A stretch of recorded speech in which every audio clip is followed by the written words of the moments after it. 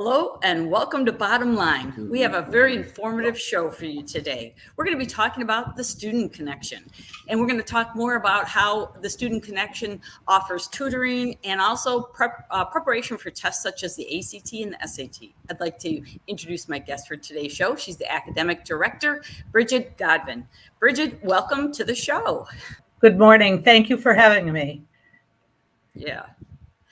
So, Brigid, what I would like to do, if you could help with it, is maybe talk a little bit about how the Student Connection got started and kind of the mission and philosophy of the Student Connection. Well, the Student Connection started in 2010, and it started because I found that each student learned a little differently, and there was no set program. Many of the tutoring facilities asked the students to use their program, and they saw success because they were repeating exactly what the tutoring center, the worksheets they gave them and what they wanted to do. But they weren't necessarily learning how they learned and how to succeed in school using techniques that worked for them. So we started the Student Connection, hoping to help each student learn how they learn and be better in school using the techniques that worked for them. And if we look at that, and I think that's really important what you said, and what makes it different for what you're offering there is to help, like, what's individualized for that student to learn.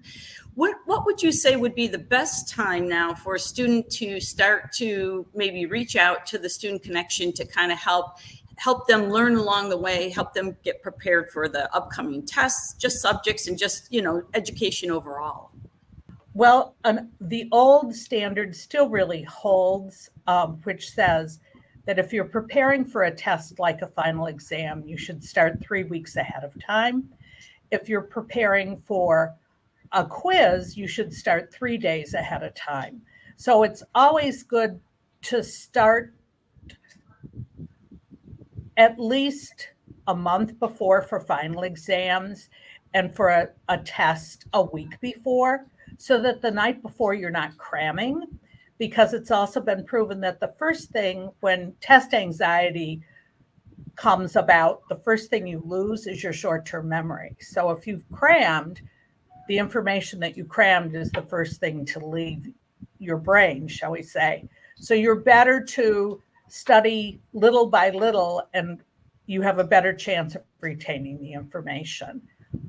Summer's a great time to do test prep for ACT and SAT, and for even the high school placement and the PSAT. And as much as all of us, didn't want to spend our summers studying more, like you said, it just will help you in the long run.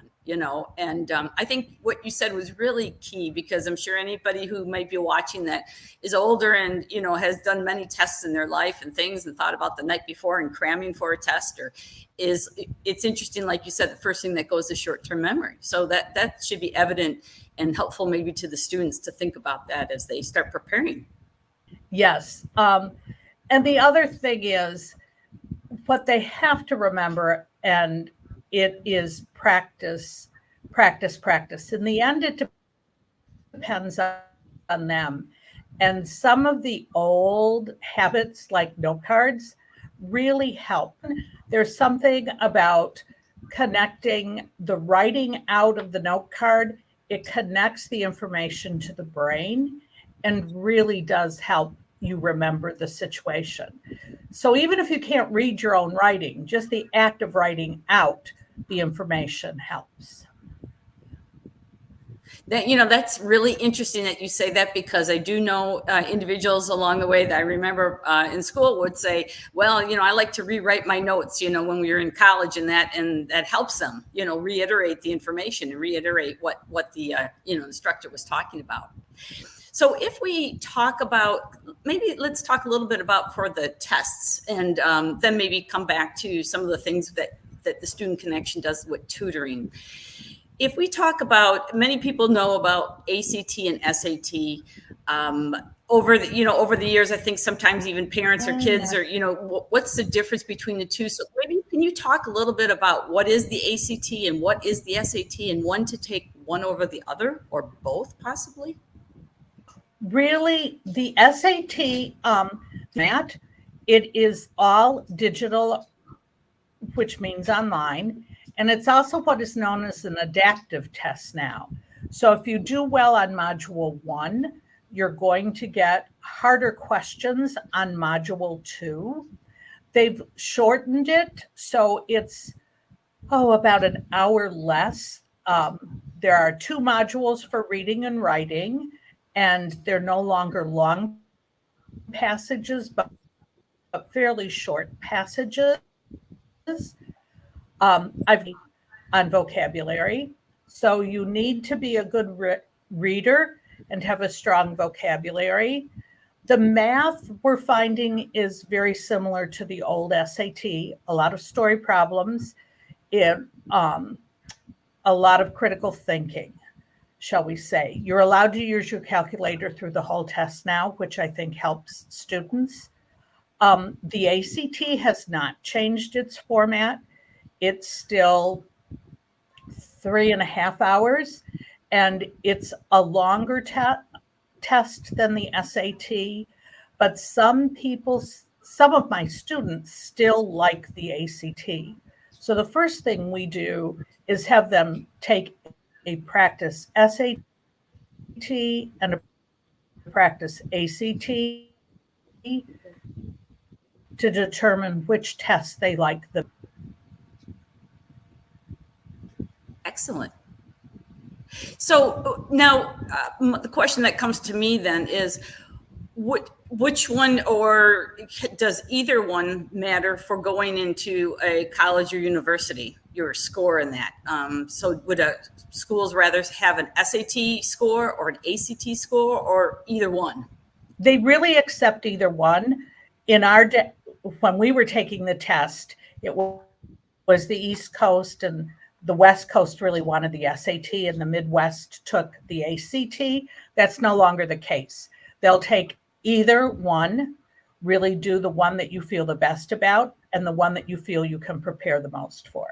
It goes back to though, it is practice.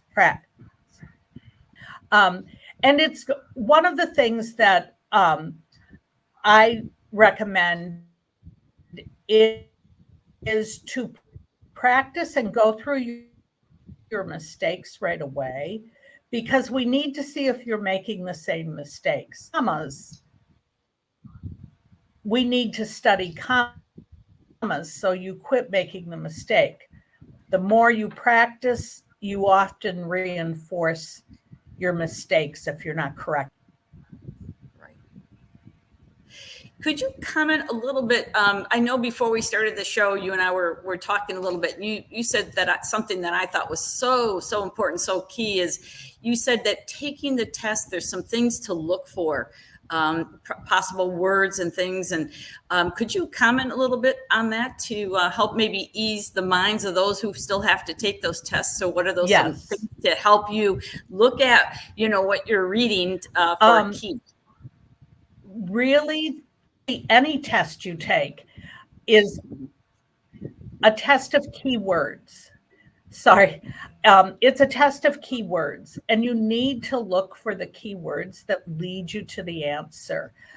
Like a number of times they'll say in the question, what is the specific thing that they're looking for? And one of the answers would be an azure blue or azure blue bird or something. You know that that's the most specific. But in the reading, it could say look for those exact words. Especially on the new SAT, I'm finding that if you look for the keyword in the passage, it'll lead you to the answer. Another thing that I think I should recommend, and a number of my students, especially my young men, don't do, is they don't read all the question and all the answer. They see part of the question and part of the answer, and they think, oh, they match up. That's it.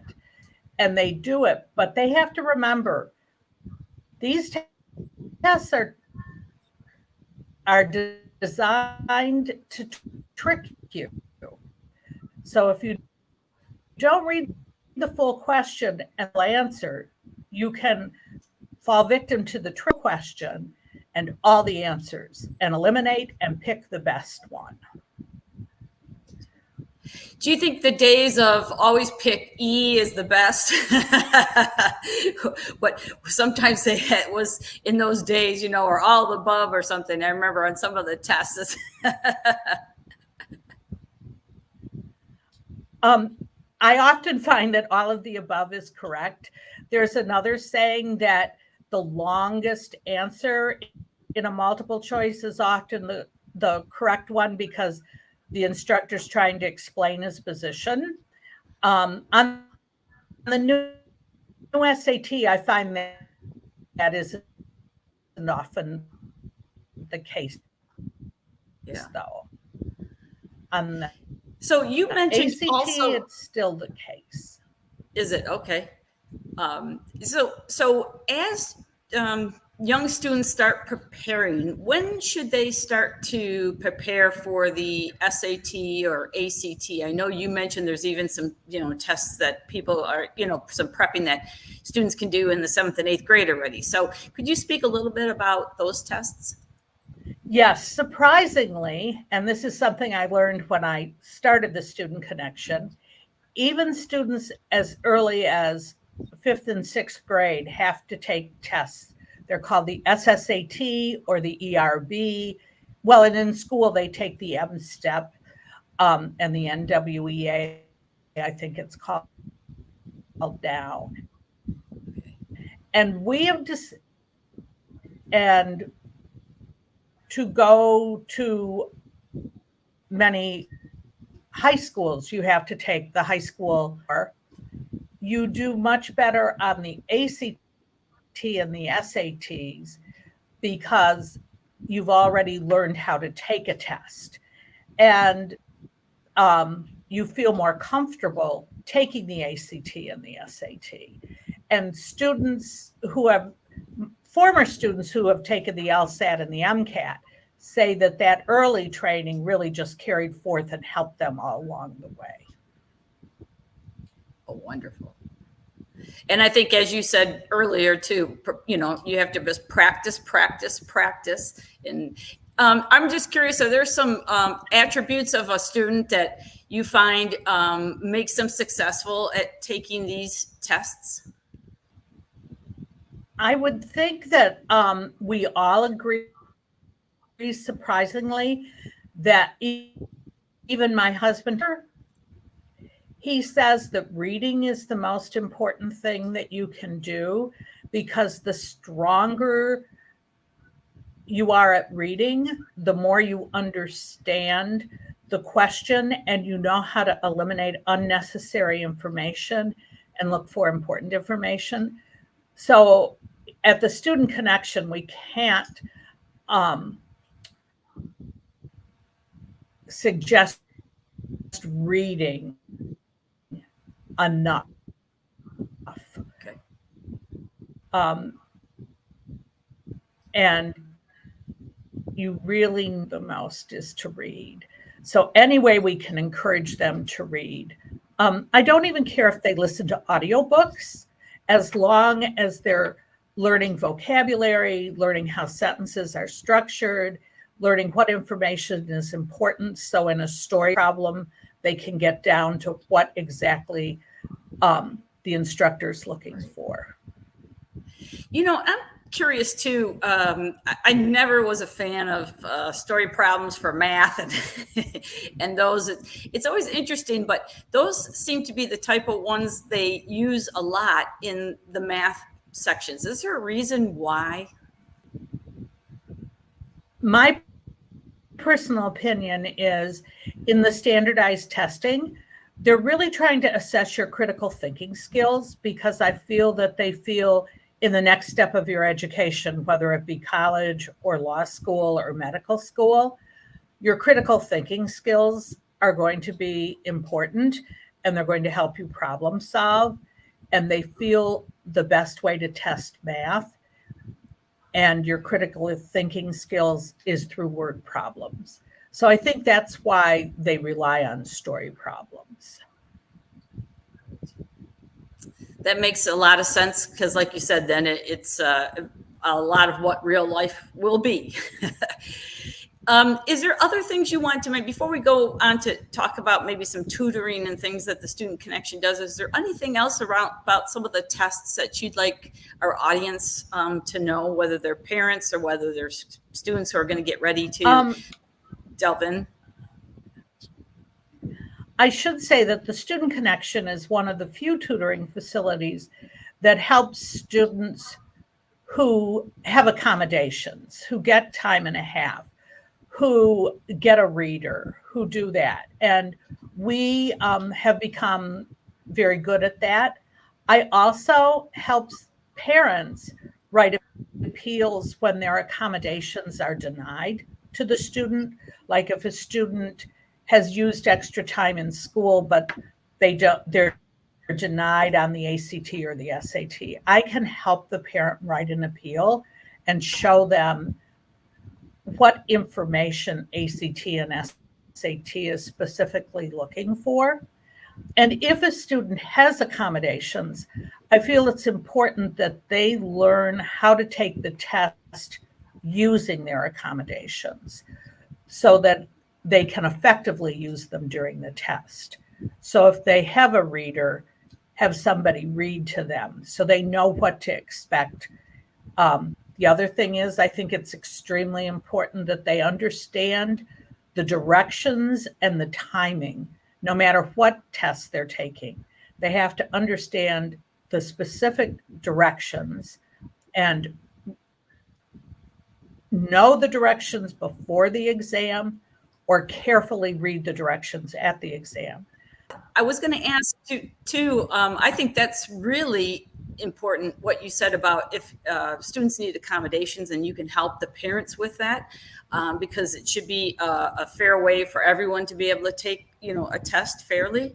And also I think what you said about rationing the time that the questions are for certain sections 35 minutes, how many what does that mean per question, so you can kind of help time yourself with that. I think, like you said, those are such key factors and information that you're sharing. I was going to ask you too, what would you say to students getting ready to take the test, like the morning of, or, I know the answer is probably, get a good night's sleep and try not to worry, but do you find any tips that help students the morning of the tests? Yes. Get up early. And we've discovered that you need to wake up your brain. Your brain is just, if you stretch before you take a run or you stretch before you play a lacrosse game, you need to stretch your brain before you take the ACT. Or the SAT. So you need to wake up, have a good breakfast, workout, do 5 math problems before you walk into the test, do a reading before you walk in, but do something to prepare yourself to take that test. So you go in and your brain is awake. We used to not think that was important, and scores went up on the ACT 3 and 4 points just from students doing a small workout, doing 5 math problems, because they went in with a good breakfast and their brain awake. Those are excellent, and that's a great analogy. We need to work, we need to warm up if you're going to go running or do exercise or something. Same thing with the brain. And especially, like you said, if you're doing those math problems or if you're doing the reading, you're ready in that mindset. You're ready preparing, your brain for, hey, here's the type of questions and things that are to come. So that's excellent. And my understanding too is if someone takes either test, they can retake the test many times. Is that correct?